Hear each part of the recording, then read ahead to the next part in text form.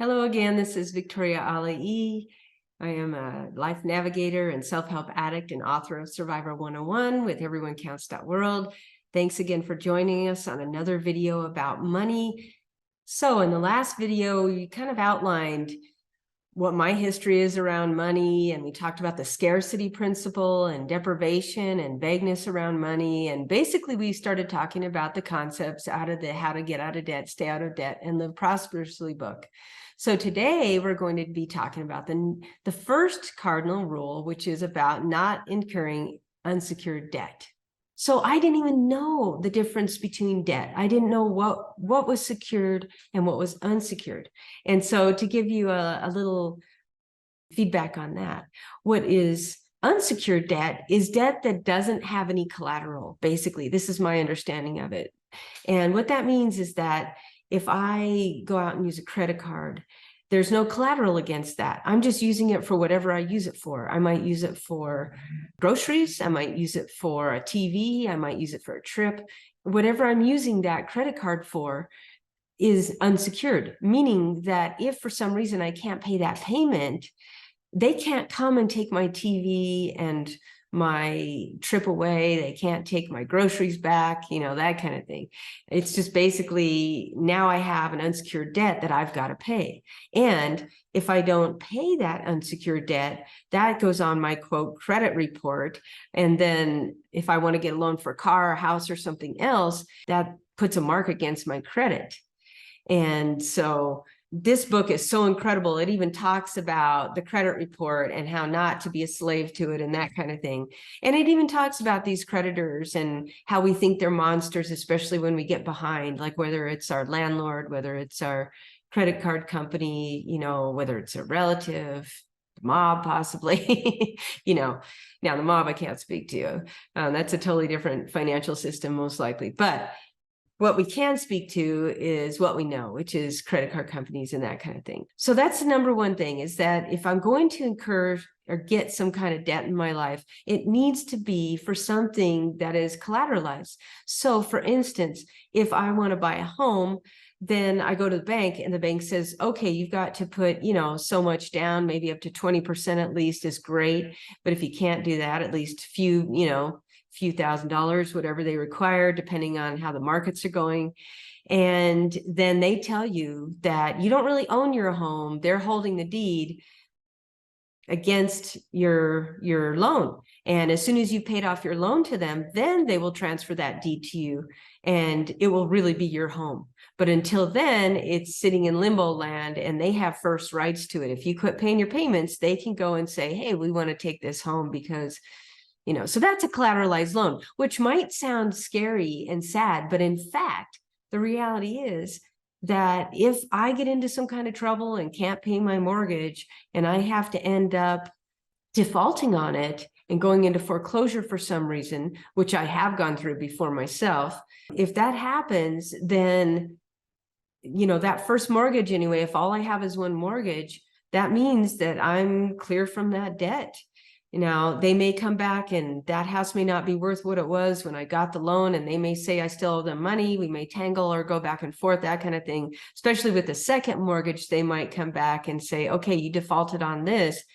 Then the government can come back and say, look, you owe us taxes because you gained something because you don't have to pay that mortgage anymore. So again, this goes as a mark against your credit rating that can last for 7 years in the United States. Please put in the comments how it works in other countries. But in any case, the long and the short of it is that's a secured loan. That loan is secured against the property. Same thing with the car loan. If you get a car and you have that car loan, then they can come and take it back from you if you stop making payments. Well, then you don't owe anything necessarily. But, please put in the comments if you've had something else happen with a car repossession, because that's something that I haven't really been involved with from a car owner standpoint. I haven't lost a car to foreclosure. This is the concept. So step number one, according to Mundis, is that you don't want to incur unsecured debt.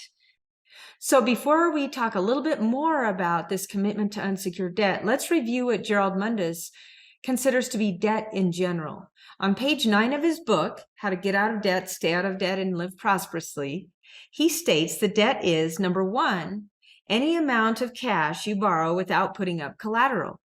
Number 2, it's any credit extended to you.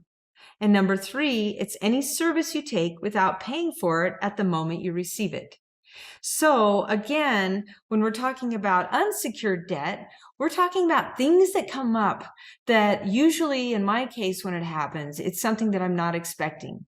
Like, for instance, if I find myself a little short because I've had a hot water tank blow up in my home or something like that, and I find that I need to get some dental work done and I need to pay for that right away, then I might think of, okay, I need to borrow $1,000. Where am I going to borrow this $1,000? Well, I might be able to pay for it with a credit card. That's unsecured debt, as we know. I might ask my parents or a relative for a loan, and they might give it to me without collateral. I might just need $20 at the office because I forgot my money, and that doesn't happen that much because a lot of us can pay on our phones now, but in the old days that used to happen quite a bit.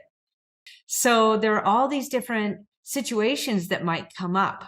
And again, the idea is to get in the habit of borrowing when I need to, but make sure that it's a secured loan, make sure that it has collateral. So let's say that I am needing to borrow $50 from a friend because I have my paycheck coming in tomorrow and I've just got one more thing that I have to pay today, utilities or something.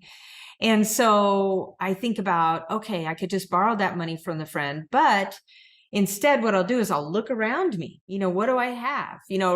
Right in this particular screen, I've got my lamp over here, which I actually paid $80 for.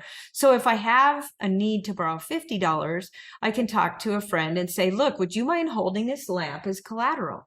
That means that you agree that if I end up not being able to pay you, that you'll take that lamp as collateral. Or say that I need $100 in order to pay for my cable bill or something like that. So again, what I might do is look around and say, hey, I've got this guitar. Maybe I can let them hold my guitar for $100. And then when I pay it off, they'll give it back to me.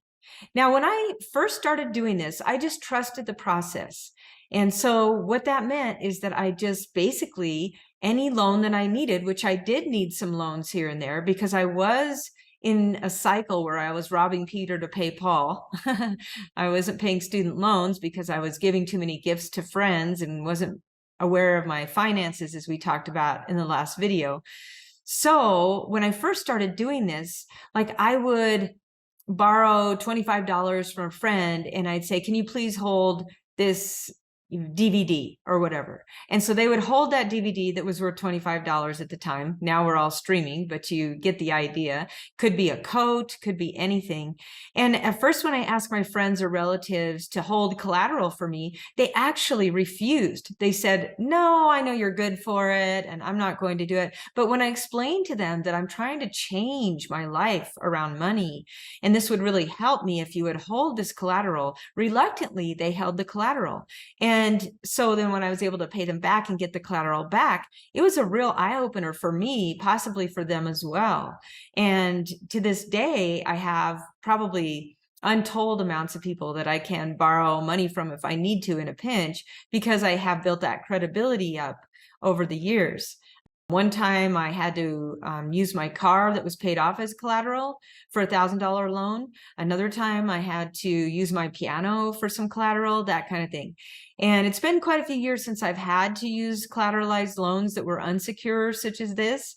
And I just have to tell you that once you get in the habit of doing it, it shifts everything. Okay, now the student loans are technically an unsecured debt as well.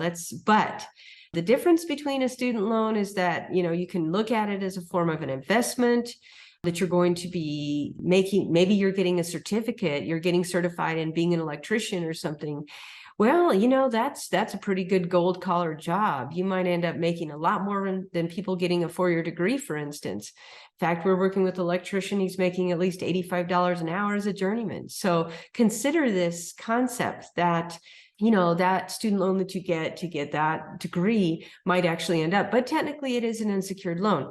Now, what I've seen happen, having said that, is in America at least, and that's all I can speak to, but I'd love to hear what people have experienced in other countries. In America, if you don't pay your student loans, there's a very good chance if you have a tax return that's a refund that comes back to you, they'll grab that and apply it towards your student loan. I've seen that happen for sure with people that had child credits on their taxes. So, you know, you don't necessarily get out of these student loans. You can't get out of them through bankruptcy. I mean, they're totally different animals. So that's why seriously consider the amount of student loans that you take out, because that's kind of, it is an unsecured loan, but at the same time, there's no way like a credit card that you can get out of it through bankruptcy and that kind of thing. So that's step number one, is don't incur any new unsecured debt. And if you're used to doing it, then you have to take a look at it. And take a look too, if you're one of those people that actually can use a credit card and then pay it off at the end of the month and you never pay interest on it, my hat's off to you. In fact, we've done that some in my family, but for the most part, I try to stay away from credit cards, because the minute you don't pay, boom, you're at 25% interest. It's like, that's crazy. Out of every dollar that I owe them, 25% is going to be paid on an annual basis in interest. I mean, it's insane. So thanks for watching this video about secured and unsecured debt. If you want to share any of your experiences around debt, please leave your comments in the comment section, and like this video if you like it. Of course, subscribe. Again, we're still shooting for 50 subscribers so we can do some live streams coming up. And look forward to seeing you at the next video, which will be about the record keeping. So see you then. Have a great day.